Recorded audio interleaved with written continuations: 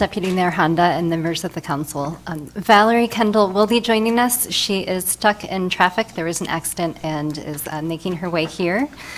So I'm going to cover part of what she was going to give you as an introduction to the home consortia that we participate in. What I'll say is I'll give you some information. If you have specific questions about the consortium, I would recommend waiting until Valerie is able to join us. I can answer some of them, but she is certainly more versed in the details of how that is working and where they're at in the process.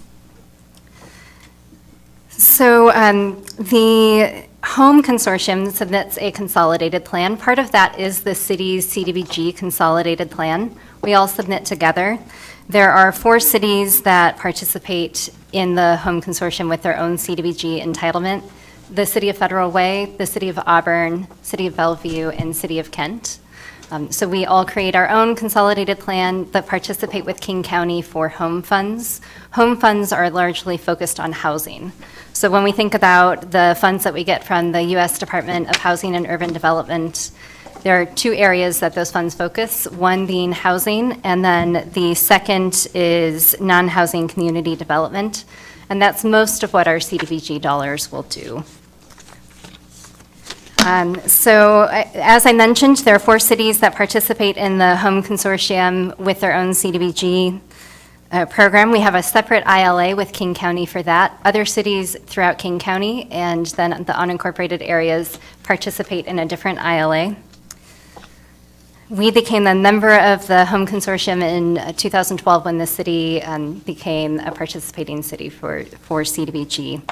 All of the funds, home, CDBG, and ESG, are formula grants, meaning they're based on population and population characteristics. King County is currently also crafting their 2020 through 2024 consolidated plan. It is out for public comment right now. Valerie will talk through some of that in a little more detail, along with the analysis of impediments. We participate again in both of those, so we encourage council and members of the community to look at those documents, understand what King County is proposing. Staff does participate in the Joint Recommendation Committee that approves those documents and works on the funding portion. It goes through all jurisdictions, the 4 city jurisdictions and King County for approval as well.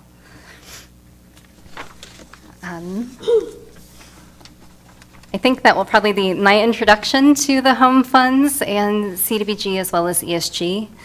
If you have any specific questions or any general questions, I might be able to answer them about home, but if you have something specific, that would be Valerie. And Council, any questions? Can we think of anything? That's okay. We need a filler somehow. Oh, well, I'm going to talk about the city's CDBG consolidated plan for 2020 through 2024, and then I'm hoping that Valerie will be here by then. Okay. Again, I think the analysis of impediments will be something that we'll want to take a look at, and participation in the home fund. It's nice to have King County be here to talk about that with you. For our 2020 through 2024 consolidated plan, a lot of it will be fairly similar. We're still in the data gathering and prioritization process. And from what we're seeing, we don't see a huge departure. So this would be an update to the consolidated plan and then some additions that we've talked about throughout the process.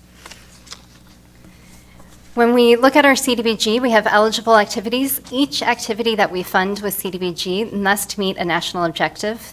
The national objectives are to benefit low and moderate income persons, aid in the prevention of and elimination of slum and blight.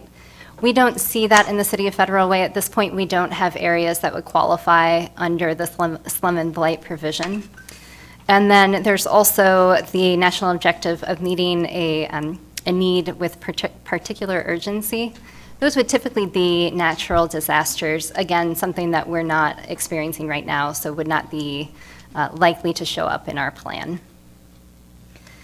For CDBG, the regulations state that not less than 70% of the funds must benefit low to moderate income persons. It has been the city's practice to use 100% of funds to benefit low and moderate income persons. And I should say that's 100% of funds for eligible activities. There are some things like planning and admin that don't count towards that calculation. So in our annual report, you might see some things that are not included, and that would be why, because they don't have persons attached to them and therefore don't contribute to that calculation. CDBG goals are to ensure decent, affordable housing, provide a suitable living environment, and create economic opportunities. The consolidated plan includes these general buckets. It's quite the long document, and in general, you'll see an evaluation of performance to date for the 2015 through 2019 consolidated plan. I'll give you just a quick overview, not a lot of content tonight, but some numbers of outputs and things that were achieved to date in the con plan. It will include a needs assessment. Again, I'll touch on a few of those components this evening, and you'll see the full plan in August with more detail. There's a housing market analysis, a strategic plan that's translating the goals into the strategies, specific outputs that we're hoping to achieve with the next 5 years of our CDBG program. The expected resources, we do have other resources outside of CDBG that get included in the plan, including our Human Services General Fund dollars. There may be some additional funding that can be included as well, and we can talk about that. And then finally, submitted with our 2020 through 2024 consolidated plan will be the 2020 annual action plan. We're not quite to the point where we're drafting that yet. We do have an open application, and that will become part of the 2020 annual action plan. So for evaluation of past performance, I just want to highlight a few things that we have achieved.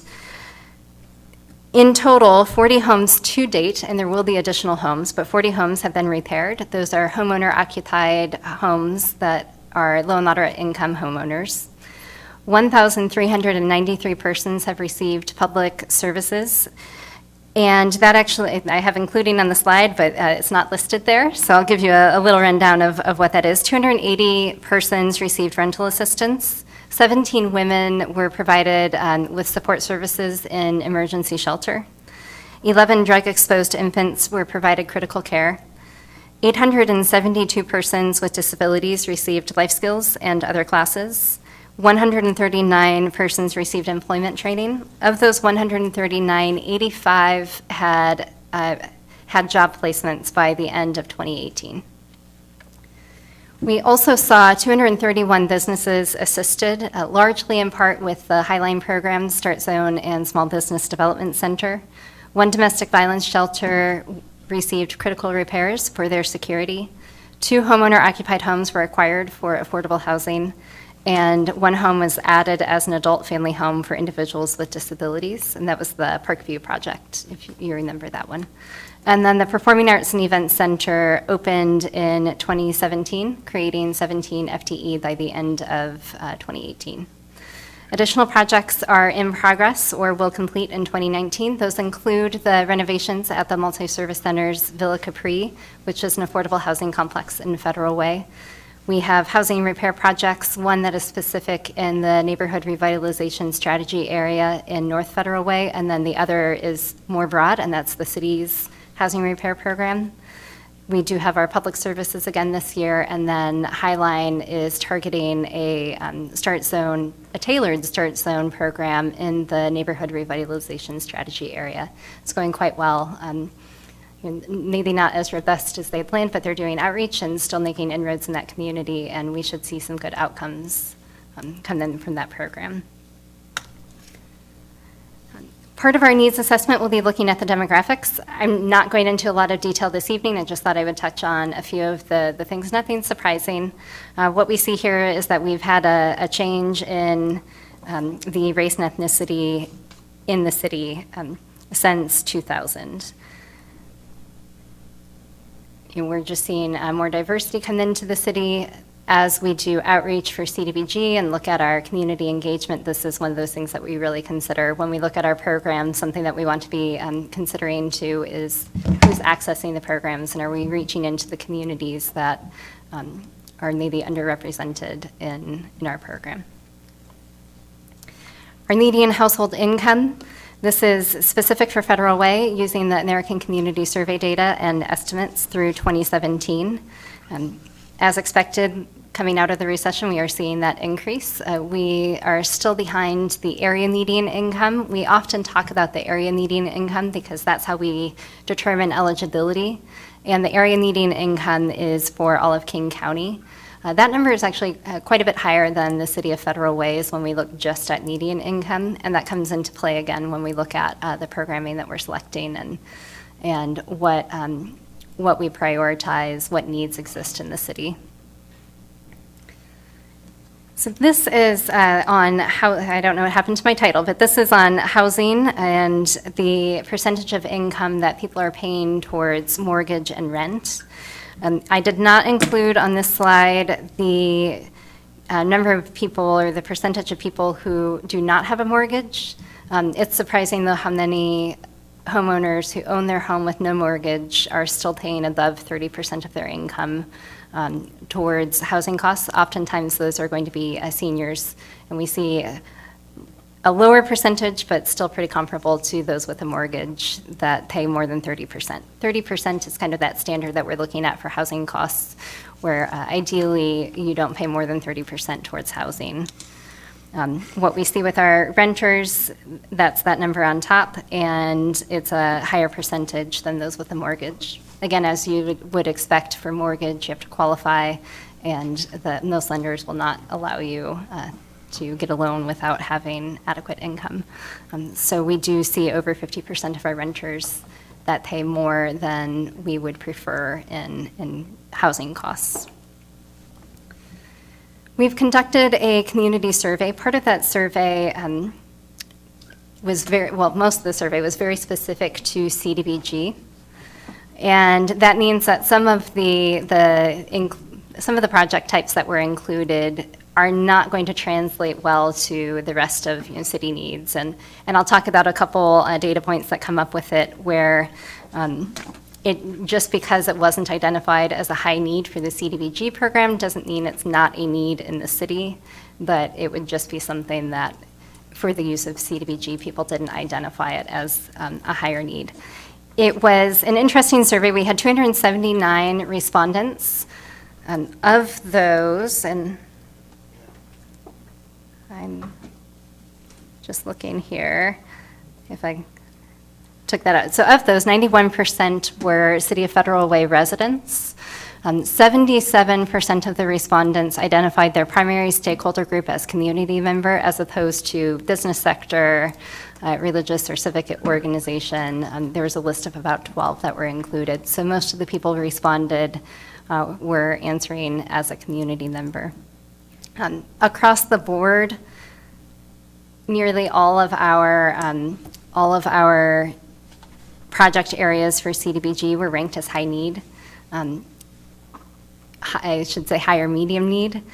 It makes it a little bit difficult for prioritization, but what I would call out are the areas where we saw some clear high needs. Homeless services being one. Every category had over 45% just in that high need bucket, not including the medium need.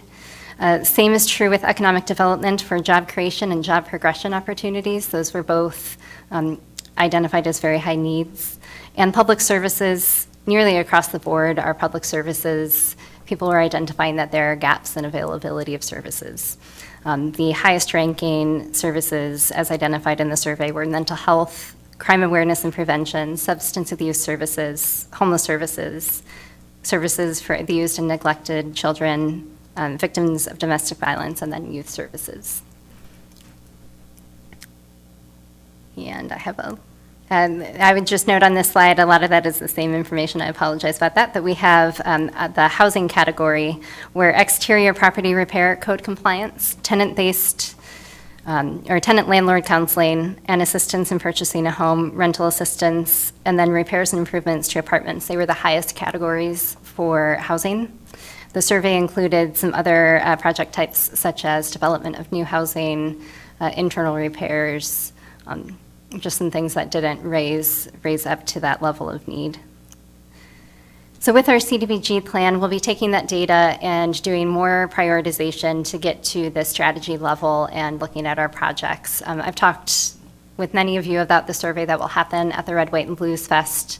And with that, we're hoping that we can kind of narrow down the public service side and do some prioritization that might also come into play for the general fund grants that we do give out.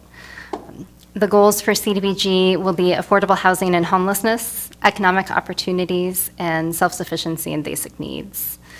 I will go through each one in just a little bit of detail, not actually a lot. We will be developing our specific targets, so looking at what our measurements are going to be, what our outputs are anticipated to be. We're starting that process in July, and we'll have more information for you when we go to publish in August. So economic development is a high priority with efforts to stimulate the creation of new businesses, growth of existing businesses, job creation, and then redevelopment of the city center. The Section 108 loan repayment is part of this and a great opportunity for the city to continue that work on the job creation. We will measure this goal largely by job creation and businesses assisted. For affordable housing and homelessness, again, all three of our goals we would call high priority, and this one would focus on addressing the demand for affordable housing while maintaining existing affordability. Measured by homeowner housing rehabilitated, tenant-based rental assistance, homelessness prevention, and potentially via multifamily rehabilitation. We do have a couple projects now, and that might be something that can continue. And that could It'll come into play by the time we have our comm plan published. We will know a little bit more on whether or not we have some additional funding sources for that. And then self-sufficiency and basic needs would provide support to agencies and organizations that work to meet the basic needs of residents. These are largely our public services, so we think about the agencies that are applying through the common application. Right now, we fund the Pediatric Interim Care Center, Multi-Service Center for Rent Assistance, the Multi-Service Center's Youth Employment Program, the city's Inclusion Program for persons with disabilities, and then Orion, which is an employment program as well. And this would be measured, it's largely an output. We do get outcome data as well. That doesn't go up to HUD in the same way, so you'll see lots of outputs in our consolidated plan. What you'll get in the CAPER is narrative, and that's our annual report. You'll get the narrative on what achievements people have accomplished in that program rather than just the services that they received. For our timeline, as I've talked about, we're a little bit delayed with some staff changes, still working on the data collection and analysis and the prioritization. We are starting to draft the report now, and will come to City Council for approval in October. So it will go to Human Services Commission in September, and then to committee on October 8th and City Council on October 21st. We seek approval in time to submit to HUD by November 15th. Are there any questions? Council, any questions? Councilmember Johnson, and then Councilmember Sapadasa. Thank you, Mr. Mayor. Sarah, I just had one question around kind of our goal for, would you say that we're trying to advance more of the existing businesses with economic development to service low to middle income, or continue to kind of densify with and diversify with new businesses? Like, what is our primary goal? Like, who can apply and have more of an opportunity to receive the funds? Is it an existing business in Federal Way or someone from the outside coming in? Yeah, so that's an interesting question. And what I would say is there are multiple layers to that. CDBG is a pretty flexible funding source, but we have to have programs in place and mechanisms for delivering programs. When we're talking about businesses receiving assistance, that would typically not be something that the city would do directly. So we would need a program such as Highline with their Small Business Development Center and Start Zone, delivering a program for technical assistance. CDBG can be used for commercial repair, so the exterior of businesses, it can do some rehab. Again, that would have to be a program that is in place. I think there had been talk prior to my coming to the city about such a program. And then another opportunity would be a microenterprise program as well. we would need to have an applicant apply for such a program to deliver it and administer. So there is some opportunity there. That's kind of a non-answer to start. We do a competitive process, and we could look at trying to secure some programs if council wanted to see something specific in future years. I think for 2020, we are probably too late for 2020. But for future years, if there's something specific that you were interested in, we could have further discussion and see how that fits into the comp plan and with the larger economic development goals of the city. There is a lot of opportunity. We don't have the structures in place right now. I think that's the short answer. Okay, Councilmember Simpadowson. Yeah, my first question, thank you so much, by the way. So my first question is the needs assessment or the community survey. How did we reach out again? I'm sorry. We did a lot of it. It was an online survey, but we had about 100 responses that were also in paper format at different community events and through partners. So people who don't engage with us would not have completed this form, in other words, right? Not entirely. So there were some community members who did actually quite a bit of reach. We didn't track source on the surveys. Some of the paper surveys actually came in from partners as well. They weren't events that I was at. But we didn't track where the respondents were. Okay. And or they were not translated in other languages anywhere? Or It was translated. Okay. We only had one respondent in Ukrainian. We had, or in Russian. We had no respondents in Spanish or Korean. Okay. Okay, another question? Okay, my other question is around self-sufficiency and basic needs. It looks like we've molded those two together, and we're more talking about basic needs, right? So is there a way, or do they provide ongoing, because self-sufficiency really requires an ongoing engagement. And so, but here, when you're looking at the bullet points, one is to provide support to agencies and organizations that work to meet the basic needs of residents, and it doesn't go beyond that? That is my error. It does go beyond that. A lot of programs that we fund right now, not that we would into the future, do provide ongoing service. We fund several employment training programs with our public service dollars. There are some other opportunities that may come up. When we look at our public services, we have to fund an increase in service or a program that is new to the city. There's some certain parameters in the regulation that we look to, and it's pretty broad, but I think with the city's needs, we look at both the basic needs and how do we help people move beyond their situation or improve their situation. So they track or follow them? They do. After the basic? Yep. Okay, thank you. Yep. That's my question. All right, anyone else? Okay, thank you. Thank you. No other questions? Okay, and then any idea what the status of Ms. Kendall is? I do not, and I'm pretty sure that I should not be giving her presentation. No.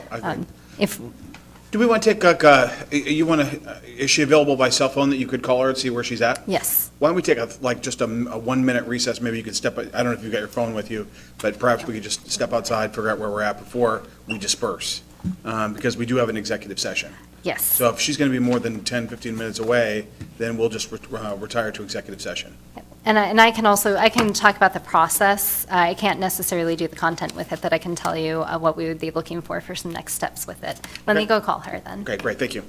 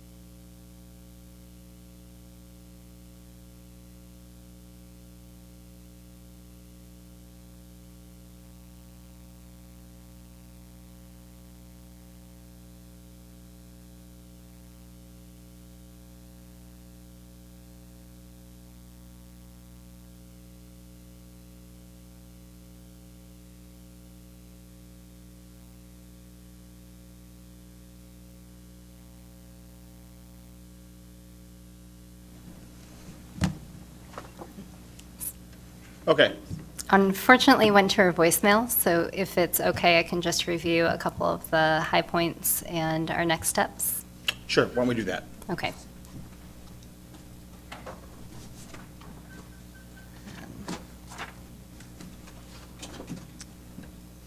And while you're doing that, would you like to introduce our newest employee? I would love to. So with me this evening is Joseph Adriano, and he is a great addition to community services in the city. He's the CDBG and Human Services Coordinator. Do you want to say anything, or no? I'm quite excited to have him here at the city. The experience that he brings in and his perspective will be highly valued for what we're doing.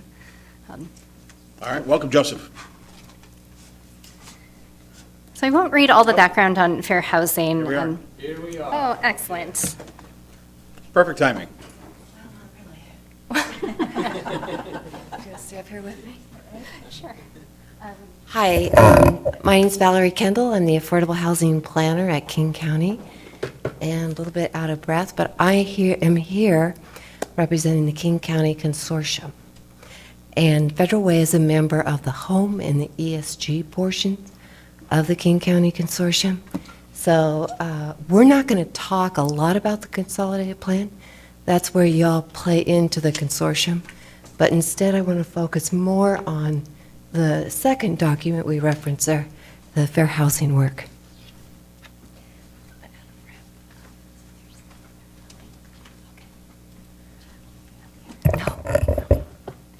Sarah wants to sit down. I'll just huff and puff a little bit. I'm feeling better than I sound. So just for some background, the consolidated plan is required by HUD. I'm sure Sarah told you all of this. And we collaborate with Federal Way, Bellevue, Kent, and City of Bellevue on the submission of the consolidated plan to HUD. But we also collaborate in general with 37 jurisdictions and including unincorporated King County. And we do this plan every 5 years. The three key goals in the plan essentially revolve around affordable housing, and that is in light of increasing the supply, and that's where the home funds play into. So, for example, even though the vet center, I think it was named Bill Woods, the husband of one of our admins at King County. We use vets levy money for that. The home funds get plunked down into this pot of money for affordable housing, and they kind of massage that source of money. So even though you actually didn't directly get home funds for that project, the presence of home funds in the bucket of money they have to fund affordable housing every year enabled them to really free up that, it was like $3+ million for the Bill Woods affordable housing project. Goal 2 revolves around homelessness. We used to say ending homelessness back in the day. Now what we say is making homelessness rare, brief, and a one-time occurrence. So we're focusing on that. And then community and economic development is basically what Sarah has talked to you about with the Federal Way Consolidated Plan. But basically, HUD uses some fairly archaic language that, as a consortium, somebody's smiling down there, we try to move away from. So you'll see it creep in a little bit because some of our references are to regulations, but basically the idea is community and economic revitalization, and as I said, Sarah did talk to you about that. So on the slide, I kind of dimmed out the community development block grant because you all get your own community development block grant. So we're really here talking about the Home Investment Partnership and ESG. ESG used to be called Emergency Shelter Grant. It's now Emergency Solutions Grant. And a lot of that work still does go for emergency shelters or also for vouchers for families experiencing homelessness that are staying in hotels. Some of the things that we pay for, I'll just tell you which ones probably directly affect you. Construction of affordable housing for homeowners and renters. So One of the things in our public input process is we've really heard a very strong interest in affordable home ownership opportunities. And we've heard that at all three of our public meetings. We held, well, in addition to the meeting that Sarah held, we held a public meeting at Crosswords Mall in Bellevue. We were at the Tukwila Library last Saturday, and we were also out at the Shoreline Library. So that's a consistent comment that we heard. Homelessness prevention and shelters, so some of our CDBG money goes into homelessness prevention and shelter, and certainly the ESG money and training and assistance for small business owners, that would be our CDBG. But what I really wanted to talk about here is fair housing. So one of the things that we really stepped back and assessed is what are we doing for fair housing as a coordinated effort. And so I'm not sure you're aware, but there was a fairly significant fair housing rule that HUD put out in 2016 that was pulled back in 2017. So now we're operating under fairly old regulation from the 90s and fairly old guidance. And this is why I talked about some archaic language. But basically, the fair housing study that we've undertaken is called an analysis of impediments to fair housing choice. So sometimes you'll hear me call it the analysis of impediments or the AI. But basically, it's a 5-year study.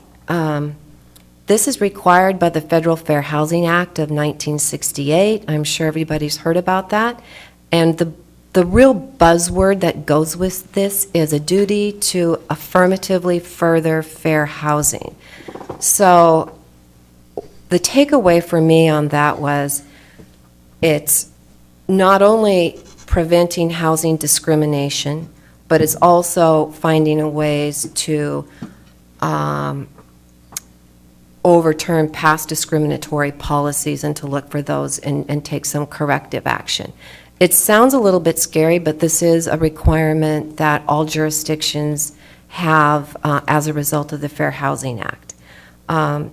We also have protected classes, so these are things, I'll go down into what those are, but I'm sure you've heard that word before, and just want to emphasize that all local governments do have a duty to ensure all people have fair access to housing. So these are the protected classes. On the left, you'll see the federal protected classes. In the middle, you'll see the protected classes by state of Washington, and the bottom on that list is source of income, so that's the Section 8, you can't discriminate against prospective tenants that have a Section 8 voucher, so that was a big win. There were some jurisdictions that had adopted that throughout King County, but now it's statewide. And then in King County, we also have age and ancestry. I'll just give you a minute to think about this. Basically, the next portion of the report is going to talk about some fair housing testing we did, and we made a decision to test the federal protected classes first. We had some logistics with doing fair housing testing on some of the other classes. They were a little harder to do, but I just want to say this kind of tees up for some future testing where we may delve a little deeper. I know at King County we are particularly interested in testing for discrimination against veterans. This is just some background information on what we have found.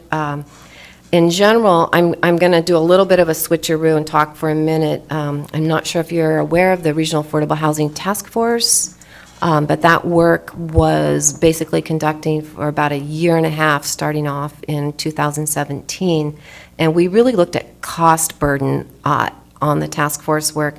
Cost burden is when you pay more than 30% of your income for your housing cost.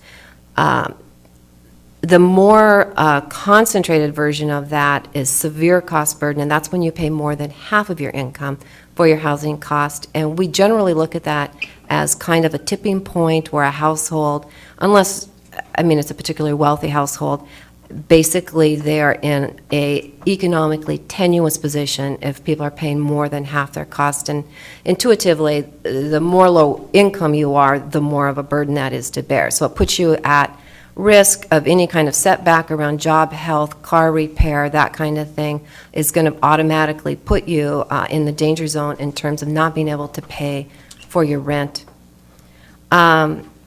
These were our key takeaways in our fair housing analysis from our findings. And we wanted to also look at home mortgage denial rates, because fair housing is also a component of that is the ability to buy a house in fair lending. And we found this particularly egregious in terms of African Americans are half as likely to apply for a home loan and twice as likely to be denied for a home loan. So we found that particularly egregious. This is kind of a snapshot. I know this is hard to see, but this is basically affordable housing in King County, affordable to households earning at or below 80% of area median income. And I think in Sarah's presentation, she talked about median income. But that's the general idea. Okay, so as you can see, this map is showing the bulk of it is in Seattle. They've had a housing levy for a long time, so they do have a lot more affordable housing we do. So I'm a little mixed about showing this map, and it was my plan to switch it out. So given this study of this analysis and the testing that we did, we have developed 9 draft goals, and I'm just going to take a minute and let you soak these up, because these are fairly broad. They give us quite a bit of latitude to look at different things, but I believe they're also quite lofty at the same time. So should I wait at the end for questions, or? Yeah, I'll take questions at the end. Do you want, I hate to read things aloud that you're looking at, so Oh, just go ahead. Go ahead and read them. Okay. The first goal, invest in programs that provide education and enforcement of fair housing laws. We've heard again and again that, one, we have a number of landlords, particularly smaller landlords, that are clearly unaware of fair housing laws, and there's some unintentional violations. I was program manager for the Landlord Liaison Project when they brought that in-house for a couple of years, and we had very good and well-meaning small landlords, for example, that didn't know if it was a non-emergency repair, they had to give their tenant 48 hours notice. There were just some real basic things about that. The second one is engage underrepresented communities in ongoing efforts to understand barriers and increase access to opportunity. So there's 2 things going on here. We believe there are certain vulnerable populations that are not completely aware of their legal rights around barriers to housing. In the fair housing testing, we found that people with disabilities were the protected class most likely to be discriminated against. Also, access to opportunity is something you hear quite a bit in fair housing, and that is the idea that people should have the opportunity to live in the communities of their choice, and we're particularly seeing that around issues of displacement right now, where people are being priced out of communities where they've lived for a long time. Provide more housing for vulnerable populations. I think that's fairly clear, but I think we're in general hearing about, again, people with disabilities or seniors in particular, large families. So vulnerable populations is a fairly broad term. We had to explicitly call out, provide more housing choices for people with large families. This was our second most frequent comment when we were doing our public input process on this, that renters that have large families really have very little housing choices and that are affordable, and 2, that they feel like they've been discriminated against when they go to rent. Support efforts to increase housing stability. Housing stability has become a really broad and big topic with us because it's basically the concept of preventing people from becoming homeless or losing their housing, so that has a number of interpretations it could take. The number 6, preserve and increase affordable housing in communities at high risk of displacement. We know that, for example, in Skyway, we're hearing about people who have lived that community for a long period of time, that their rents are escalating, and they really don't have any other options that are affordable in the Skyway community yet. It's been their home, and it's where they would like to stay. So we are looking at displacement quite a bit as a fair housing issue. The policy around that's not fully formed at this time. Preserve and increase affordable housing in communities at high risk, review zoning laws to increase density in urban areas. I think this is a topic that everybody's heard quite a bit about, but the idea is upzoning around high-capacity transit nodules or areas of that nature. Work with communities to engage in community revitalization efforts. So this is something of a parallel track to the idea of working with displacement, in that we know that when communities gentrify, sometimes people that have had a long history in that community and deep cultural roots may be the first to be displaced. So we really want to look at how, as communities will gentrify, will become more expensive, that the people who've lived there for a long time are not displaced. So again, it's something of a reoccurring theme. And lastly, support the Affordable Housing Committee's efforts to promote fair housing. So we're really suggesting that this work also become a vehicle through the Affordable Housing Committee. They have a regular slate of meetings, they have really good representation, and it seemed like that would be the vehicle where we would bring this forward and hopefully report annually. This is kind of the real heart of this whole presentation. I think I have more. I wanted to tell you some of the things that we ask community members, and there is a survey online. There's a link that's coming up. So in order to prompt conversations, these are the kinds of questions that we posed at our community meetings. Frankly, what we found was this was kind of a segue thing, and people just wanted to tell us what their thoughts were. And the kinds of things we thought, things we did here, in addition to home ownership, in addition to needing large family units, we also heard from some seniors that live in manufactured home communities that they are really worried about losing their home, or that investment companies have bought the mobile home communities and their rents for their spaces or their utilities, those kinds of costs, they're unable to manage the escalation of, and so they fear they're at risk of displacement. We want to hear from you. So these are your options of course, I'm Valerie Kendall down at the bottom. Isaac is on vacation. He was the lead author on the Fair Housing Analysis of Impediments to Fair Housing Choice, but feel free to email either one of us. Both our consolidated plan and the Analysis of Impediments to Fair Housing Choice, the draft versions are posted on our website. We currently are working on an updated draft. We're taking comments until July 26th, and there's a survey, and it's up there in 4 languages.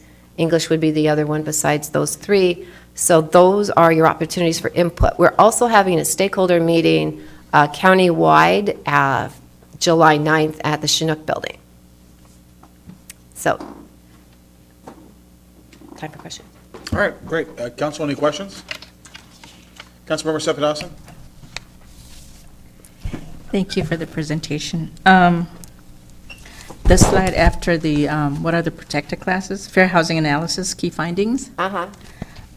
It has Native Indians and Alaskan Natives, and it said head of households, and these 2 rank the highest. She's going to take me back that slide. Yeah, it's hard to read for me also. Oh, the arrows. Arrows work too. Right there. There. So the top is Native Indians and, Native Indian and Alaska Natives. American Indian and Alaska Native. Yes, Pardon me. so that one is set, it says those 2 are combined. It's head of households of those 2 rank the highest. Yes, so all of these represent the head of household, and I believe there was some effort to capture demographics for King County. Yeah, however, they're also out there at 24% for each. So do you know what the reason is why those 2 were combined for head of household? The top one. Correct. Okay. These were from POOMS, and in all transparency, a consultant put these slides together for the Regional Affordable Housing Task Force. And so this would be so POOMS is from basically American Community Survey census data, but it's a kind of a hybridized version of it, but that's the source data where you can get more current data before the release. And so that means in the survey with the census, that was a racial category that was identified in the census. Yeah, because they're also listed individually at 24%? Yes, yes. So, So these were people that identify as both on the top. okay, that's different then. All right.